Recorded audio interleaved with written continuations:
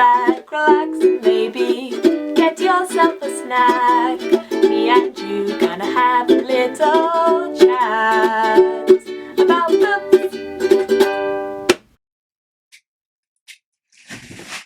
Oh dear. I'm glad I was filming that. Smudge. Hey guys! So I am here today to do my April wrap-up. I read quite a few things in April. Some of them I've already talked about because they were part of the Book Tempters challenge, so I won't talk about those ones again.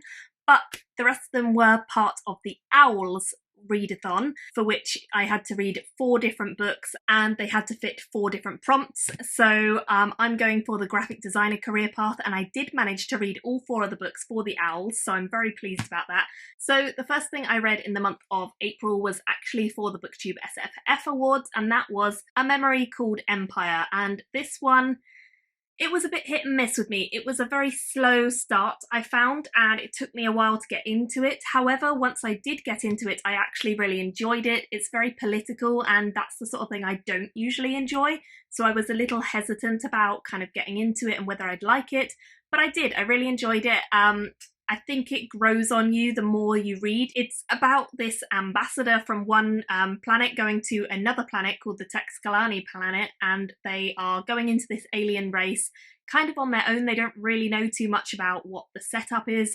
Their predecessor has kind of mysteriously died and they don't know why or how. They haven't really been given much information at all, and they're just kind of chucked into the lurch. So it follows their story, and it follows them as they discover the Texkalani aliens and world and what it's all about, what it is to live in that culture that is so vastly different to their own. And it's a really interesting concept, so I definitely think it grows on you, and I did enjoy it in the end. I think I gave it a 3.5 stars. The next one I read, I've already talked about a bit, so I won't go into detail. It was the second one in the Sword of Shadows series. The first one is up there, and I enjoyed this. I gave it 3 out of 5 stars, but I don't think it was as good as the first one. I do think it's a very slow-moving, kind of old Lord of the Rings style fantasy, very ploddy. That's not a bad thing if that's what you're in the mood for, and occasionally I am, but I don't think it's anything revolutionary. I will continue on with the series though, because I do enjoy it when I'm in the mood for that kind of thing. The next one I read was for the O.W.Ls. This is Turning Darkness into Light, and it's by Marie Brennan. I love Marie Brennan. I think her work is excellent, and this is a follow-up series or a follow-up standalone. I'm not quite sure if it's a series or not, but it should be, because it could easily be a series and I would read more about this main character. It follows the same world as the Natural History of Dragons series, but it follows the granddaughter of Lady Trent, who is the main character in that series. This one has her granddaughter as the main character, and in this story she is kind of enlisted to help uncover the secrets of an ancient tablet which has writing on. She is kind of a historian slash interpreter of ancient languages, archaeologist, that kind of stuff, and she kind of discovers something quite incredible when she does manage to decrypt it, and the story goes from there. It's such a great series, and I highly recommend Marie Brennan and this series.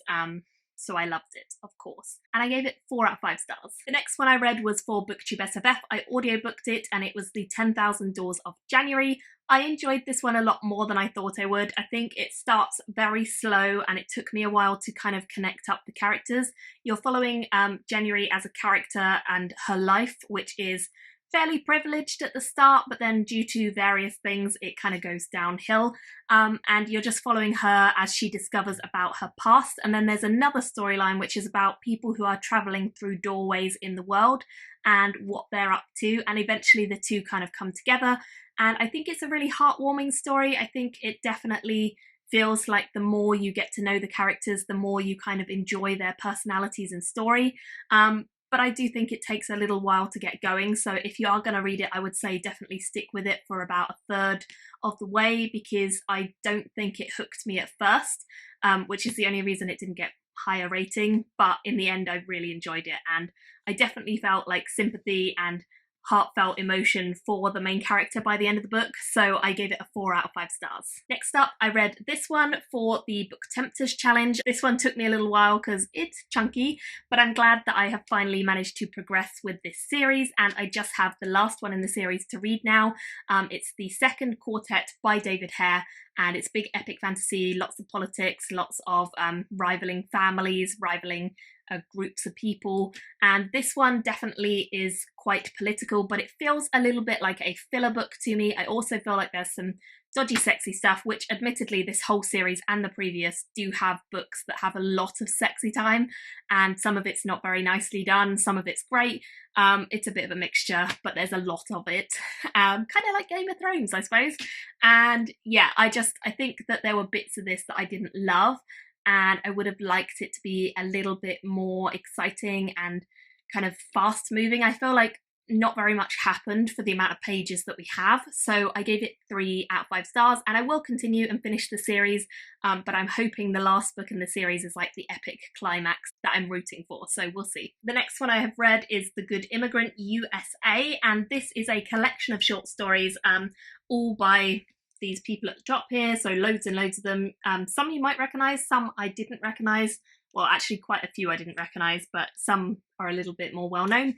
And this collection is very much inspired by the original collection, which is The Good Immigrant, and it was the UK edition. It has the same concept behind it. Everyone who is in this book and wrote a story did it surrounding the idea of immigration, and they were an immigrant or a second generation or third generation immigrant themselves. So it's a really interesting collection, definitely a book I think loads of people should read, especially if you live in America or you've grown up in America. It's probably going to be even more poignant. I didn't give this quite a high rating as the other collection, mainly because I could relate and connect with so many more of the stories in that collection, but I think that is largely from being from the UK and not being from the US. However, there are some stories in here that were really, really good, and I just think it's well worth reading, even if you're not from the US, because it's just such an interesting insight into what immigration is like and how people have been treated. It's very eye-opening and very moving and very evocative, so I would highly recommend it, and I gave it 4 out of 5 stars. And then I think the last few that I read were all for the O.W.Ls readathon. So the next one was The Girl King. This was for a prompt that was to do with shape-shifting, which it does have in it. It follows a main character who is the daughter of the emperor, and she wants to be the next emperor, essentially. She wants to be a girl king. This has never happened, however, the population know and love her. She's kind of proven her worth over her childhood, and it gets to the point where it just seems like the natural choice for her to be the next emperor. However, it's never been done, and her father does not name her to be the next emperor, and so she ends up challenging the person who is going to be, and it kind of goes a bit wrong for her from that point onwards. The other main character that we're following is a boy who can transform into a wolf, hence the wolf on the cover, and also we follow the Girl King's sister. So between the 3 of them, that's where the story kind of culminates, and of course their storylines all interweave. Lou is the Girl King, her sister is called Min, and the boy is called Nokai, and Lou and Nokai end up kind of spending a lot of the story together, whereas Min's storyline takes quite a different path to do with magic. And it's a very fun read, an easy one to get into. I don't think it was anything super amazingly out there, but I think it was a fun story, and it was quite chunky, but it felt like it read very quick, so I would say it's definitely a light read. I ended up giving it a 3 out of 5 stars. The next one that I read was Beast Heart by Kyle Richardson. This book I was sent by the author for a review, and I'm very glad that I did get to it actually sooner than I thought. This book was a steampunky one, and we follow 2 main characters. We have Gabby, who is a young girl who, at the very start of the book, we find out one of her hands has kind of turned into this mist or vapour, and we don't quite know why. We don't quite know her storyline yet, but as the book goes on, you find out a lot more about her. She lives with her mother, and they're very, very close. Her mother is kind of her staunch ally, but quite early on, her mother is killed by a beast, hence the beast on the cover. And then the other main character that we're following is called Kemple, and Kemple is a very shy boy. He's never really been able to stand up on his own 2 feet until a girl comes into his life and challenges him, and then he ends up going on quite the adventure and getting into all sorts of trouble, and together the two storylines do eventually meet. However, I would say most of the book is spent with them on their solo stories, and you kind of see gradually where the storylines are going to connect. I do think it's a fun story, an easy one to get into. Definitely didn't take me long to just connect with and enjoy it, and it was very likeable for the most part as well. The steampunk elements were fun.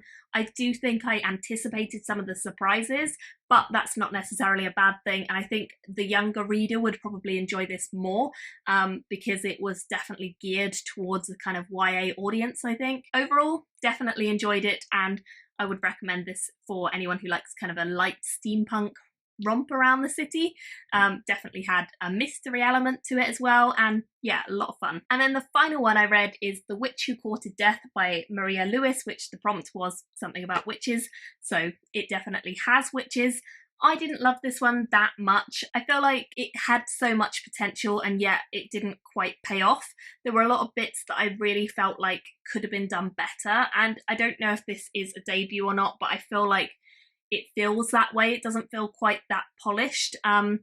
It's kind of a mystery story. We're following a main character called Casper, and she and her brother have been kind of the ghost hunters of the city that they live in Berlin. And they're very well known for that. That's what they do. They're kind of the people to go to. And one day her twin brother is murdered very brutally, and she wants to find out who did it and why.